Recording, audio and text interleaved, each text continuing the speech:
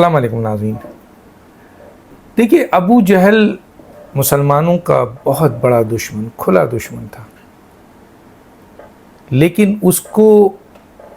ایک مسلمان عبداللہ بن ابی، جس کا تعلق مدینے سے تھا، اس سے بہتر درجہ دیا گیا ہے۔ اگر آپ قرآن مجید فرقان حمید کی مطالعہ کریں یا احادیث کا مطالعہ کریں تو آپ کو ملے گا کہ منافقین کفار سے بھی نیچے ہوں گے۔ کم از کم کفار اقرار تو کرتے ہیں کہ ہم اسلام کے منکر ہیں، ہم نبی کے منکر ہیں، ہم اسلام کے منکر ہیں، ہم دین کے منکر ہیں، لیکن وہ مسلمان جو مسلمان ہونے کے بعد اس دین کو دھوکہ دیتے ہیں، نبی کریم صلی اللہ علیہ وسلم کو دھوکہ دیتے ہیں، اللہ کو دھوکہ دیتے ہیں، سامنے مسلمان کہلاتے ہیں، پیچھے اسلام اور دین کے خلاف سازش کرتے ہیں، جھوٹ بولتے ہیں، تو احادیث میں آپ نے دیکھا ہوگا کہ منافقین میں جو ہے وہ منافقین کی نشانیاں لکھی ہوئی ہیں۔ اور عبداللہ بن ابی کے بارے میں کہا جاتا ہے کہ یہ بدترین منافق تھا۔ میں ڈیٹیل میں نہیں جانا چاہتا کیونکہ میرا مسئلہ کچھ اور ہے، میں کچھ اور آپ کو بتانا چاہتا ہوں، اور صرف یہ بتانا چاہتا ہوں کہ عبداللہ بن ابی ایک مسلمان کے لبادے میں، ایک مومن کے لبادے میں ایک منافق تھا، اور ابو جہل کھلم کھلا مسلمانوں کا دشمن تھا، کافر تھا، لیکن کہا یہ جاتا ہے کہ ابو جہل کا درجہ اس منافق عبداللہ بن ابی سے بہتر ہوگا۔ تو ہمارے ہاں مسلمانوں میں بہت بڑی تعداد ایسی ہے جنہوں نے لبادہ اوڑھا ہوا ہے۔ ان لوگوں کو تو چھوڑیے جو اس مسلمان نام نہاد مسلمان کا لبادہ اوڑھے ہیں، اصل میں وہ لاہوری ہیں، احمدی ہیں، قائدیانی ہیں۔ جو شخص نبی کریم صلی اللہ علیہ وسلم کو آخری نبی الزماں نہیں مانتا، جو نبی کریم صلی اللہ علیہ وسلم کو آخری نبی نہیں مانتا، جو ختم نبوت پہ یقین نہیں رکھتا، اس کا ایمان ہی نہیں ہے، وہ مسلمان ہی نہیں ہے۔ آپ نے دیکھا ہوگا کہ شریعت میں تو واضح طور پہ پاکستان کی کانسٹیٹیوشنز میں بھی، کیونکہ یہ بات تو طے ہے کہ کوئی بھی قانون، کوئی بھی آپ کے لا، کوئی بھی فیصلہ قرآن و سنہ کے خلاف پاکستان میں نہیں ہو سکتا، کیونکہ 227 اور 2A واضح طور پر کلیئر ہے کہ وہی قانون بنے گا، وہی فیصلہ ایکسیپٹیبل ہوگا اس پاکستان میں جو قرآن و سنہ سے متصادم نہ ہو۔ اور اس کے حوالے سے آئین نے تشریح بھی کی کہ جناب 268 کو اگر آپ پڑھیں تو اس میں پتہ ہے کہ کافر کون ہیں اور مسلمان کون ہیں۔ تو کافر میں آپ کو پتہ ہے کہ جی ذوالفقار علی بھٹو کو یہ اعزاز حاصل ہے کہ انہوں نے اس قائدیانی کو، اس گروہ کو، اس فتنے کو ڈکلیئر کیا کہ یہ کافر ہے، اور متفقہ طور پر اس وقت کے تمام عالم دین، تمام پارلیمنٹیرین، تمام سیاستدانوں نے اس بات کو مانا کہ یہ کافر ہے۔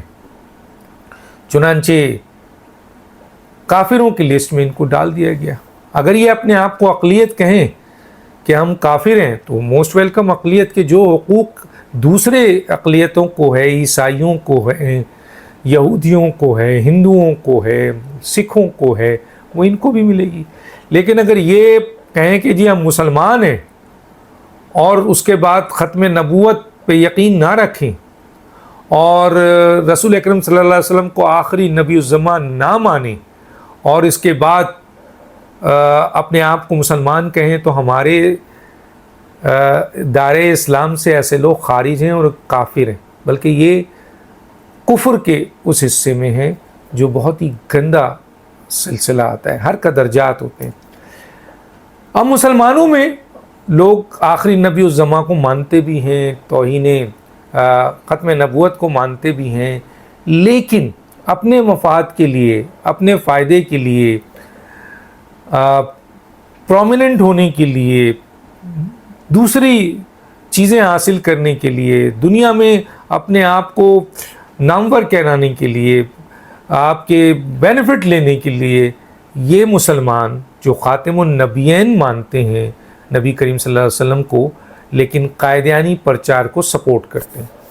اب اس میں پاکستان میں کئی دفعہ دیکھا گیا ہے۔ ابھی حالیہ مبارک ثانی کیس میں جو فیصلہ آیا ہے اس میں تمام مکاتب فکر کے لوگ، تمام دینی مکاتب فکر کے لوگ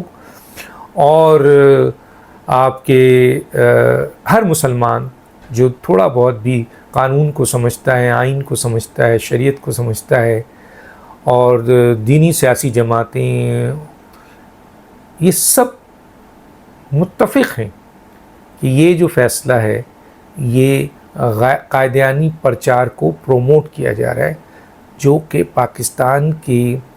قانون میں، پاکستان کی جو آپ کے پینل کوڈ ہے، آئین ہے، قانون ہے، اور جو قانون ہے اس میں یہ بالکل اس کی نفی ہے، ہو ہی نہیں سکتا۔ تو چنانچہ اس پر احتجاج شروع ہوا اس فیصلے پہ، اور اس کے اوپر سب سے بڑا جو احتجاج تھا وہ تحریک لبیک ہے، اور تحریک لبیک کے ساتھ رضوی صاحب نے واضح طور پہ اعلان کیا ہے کہ اس کو فوری طور پر واپس لیا جائے، ورنہ بہت بھرپور اس کا رجسٹنس کیا جائے گا، کیونکہ تحریک لبیک کا موٹو، ایجنڈا، ان کی سیاسی جماعت کی پورا محور ختم نبوت اور ناموس رسالت پہ ہے۔ تو اس سے بڑی مختلف سیاسی جماعتیں ہیں، دینی جماعتیں، اور پولیٹیکلز بھی ان کا ایجنڈا ہے، کچھ اور بھی ایجنڈا ہے، کچھ اور بھی سلسلہ ہے، لیکن تحریک لبیک تو مکمل طور پر ان کا ایجنڈا، ان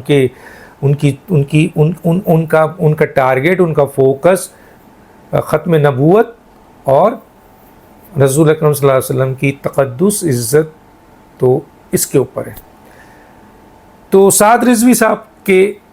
واضح اعلان کے بعد، حالانکہ بہت بڑا ایک اجتماع جس میں لاکھوں افراد پاکستانی نکلے، کیونکہ دیکھیں میں جو بتا رہا تھا آپ کو کہ دینی جماعتوں نے بھی ایک اجتماع کیا بہت بڑی تعداد میں، اسلامی نظریاتی کونسلز نے بھی اس میں اسٹیٹمنٹ دیے، خالصتاً دینی مفتیوں نے بھی اس پہ اسٹیٹمنٹ دے دیا، اس کے علاوہ دینی سیاسی جماعتوں کا ایک بہت بڑا اجتماع ہوا جنہوں نے واضح طور پہ کہا کہ اس کو واپس لیا جائے، یہ مکمل طور پر یہ فیصلہ آئین اور قانون اور شریعت کے خلاف ہے۔ تو پاکستان میں نہیں، دنیا بھر میں ایسے مسلمان موجود ہیں جو اپنے فائدے کے لیے، میں نے کہا نا، اپنے یا تو لا علمی میں، یعنی علم نہیں ہے ان کے پاس، بے علم ہیں، جاہل ہیں، یا مفادات کے لیے، فائدے کے لیے، اپنے پرسنل فائدے کے لیے، مسلمان ہونے کے باوجود، ختم نبوت پہ ایمان رکھنے کے باوجود ایسی حرکت کرتے ہیں جس سے ان کی ایمان پر شک کیا جاتا ہے، اور بلکہ وہ کافروں کے درجے میں ڈال دیے جاتے ہیں، اور یہ منافقین کا حصہ ہے جو اپنے آپ کو مسلمان بھی کہتا ہے، ختم نبوت پہ ایمان بھی رہتا ہے، اور ختم نبوت کے خلاف سازش بھی کرتا ہے۔ تو یہ بہت بڑی تعداد ہے ایسی پوری دنیا میں مسلمانوں میں، اور ختم نبوت کے جو آپ کے پہرے دار ہیں، جو خادم ہیں، وہ پوری دنیا میں ہیں، اور پاکستان میں بھی ہر مسلمان، ہر مومن اس کا خادم ہے۔ بالخصوص ایک جماعت جو میں نے کہا، سعد رضوی صاحب جس کے سربراہ ہیں، خادم رضوی صاحب ہیں، انہوں نے ہمیشہ نگہبانی کی، آج کل سعد رضوی ان کے بیٹے نگہبانی کر رہے ہیں، اس کے ساتھ ان کے ہر کارکن جو نبی کریم صلی اللہ علیہ وسلم کا غلام ہے، وہ تیار ہے کٹنے مرنے کے لیے، اپنے آپ کو اس کی حرمت اور عزت کے لیے اپنی جان دینے کے لیے، لیکن کیونکہ آئین اور قانون کو مانتے ہیں اس لیے احتجاج کا اپنا ایک طریقہ کار ہے۔ اور اب جبکہ واضح طور پہ کہا گیا کہ اسے واپس لیا جاؤ، دینی سیاسی جماعتوں کے اجتماع میں کہا گیا، اسلامی نظریاتی کونسلز میں، مفتی دین پاکستان، ہر جگہ سے ہر مسلمان یہ تقاضا کر رہے کہ یہ فوری طور پر ختم کیا جائے۔ اب اس سلسلے میں جو ہے وہ ظاہر ہے کہ اس کا فیصلہ سپریم کورٹ نے اس کو دیکھنا ہے، اس کے اوپر کام کرنا ہے، اور یہ آپ کے اس کو کیا کرتے ہیں، وہ سپریم کورٹ میں جن ججز نے یہ فیصلہ دیا ہے وہ اس کو ریکنسیڈر کرتے ہیں، اپنے الفاظ واپس لیتے ہیں، سوری کرتے ہیں، معافی مانگتے ہیں، یہ سب کرنا پڑے گا،